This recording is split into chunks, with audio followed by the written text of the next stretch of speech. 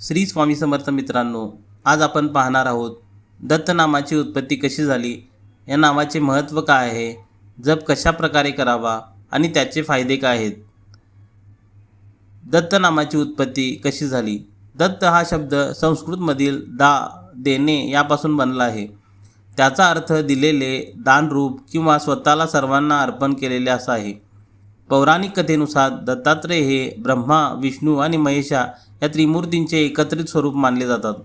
ते अत्री ऋषी आणि त्यांची पत्नी अनुसया यांचे पुत्र आहेत.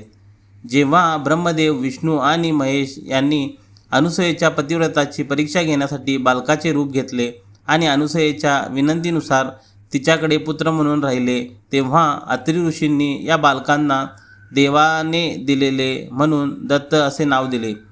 या त्रिमूर्तींचा अंशातून चंद्र ब्रह्मदेवांचा अंश, दत्त विष्णूंचा अंश आणि दुर्वास शंकराचा अंश यांचा जन्म झाला. दत्तात्रेय हे आत्मज्ञान, वैराग्य, शिवशक्ती, योग आणि दास्यभक्ती यांचा संगम मानले जातात. दत्त नामाचे महत्त्व काय. त्रिमूर्ती स्वरूप दत्त म्हणजे ब्रह्मा, विष्णू आणि महेशा हे तिन्ही देवांचे एक रूप. त्यामुळे त्यांच्या उपासनेला एकाच वेळी तिन्ही देवांची उपासना होते. परमगुरू दत्तात्रेयांना गुरुदेव मानले जाते. ते परमगुरू आहेत आणि त्यांची उपासना गुरुस्वरूपातच केली जाते. निर्गुणाची अनुभूती. दत्त म्हणजे ज्याला आपण ब्रह्मच आहोत, मुक्तच आहोत, आत्माच आहोत अशी निर्गुणाची अनुभूती दिलेली आहे. असा पितृदेशापासून मुक्ती. श्री दत्त हे पूर्वजांना पुढील गती देणारी देवता आहे. नामजपामुळे मृत्यूलोकात अडकलेल्या पूर्वजांना गती मिळेल आणि त्यामुळे व्यक्तीला होणारा पितृदोषाचा त्रास कमी होतो. दत्त म्हणजे देणं. स्वतःचा मोह, अज्ञान यांचा त्याग करून शुद्ध चैतन्याला रूपात स्वीकारणं करणं.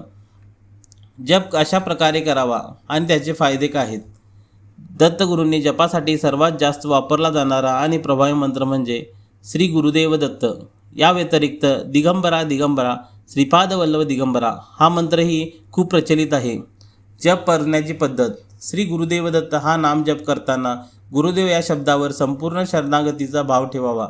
गुरुदेव या शब्दानंतर थोडा वेळ थांबून दत्त हा शब्द म्हणावा आणि द वर जोर द्यावा. शक्य असल्यास नियमाने दररोज, विशेषतः गुरुवारी किंवा दत्त जयंती या काळात अधिक जप करावा. तुळशीची किंवा रुद्राक्षाची माळ जप करण्यासाठी वापरली जाते. फायदे. पितृदोषातून मुक्ती मिळते. दत्त नामाच्या जपाने पूर्वजांना गती मिळते. त्यामुळे पितृदोष दूर होतो आणि प्रगतीला अडथळे दूर होतात. संरक्षण आणि शक्ती नकारात्मकता शक्तीपासून संरक्षण मिळते. दत्तबाबांनी या स्तोत्राचे पठण केल्याने सर्व संकटावर मात करता येते अशी समजूत आहे.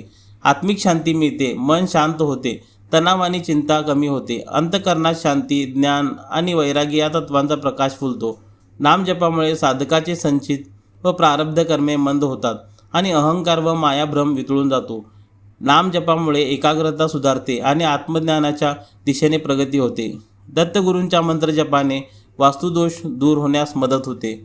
व्हिडिओ आवडले असल्यास लाईक, शेअर आणि सबस्क्राईब करा. श्री स्वामी समर्थ. जय जय स्वामी समर्थ.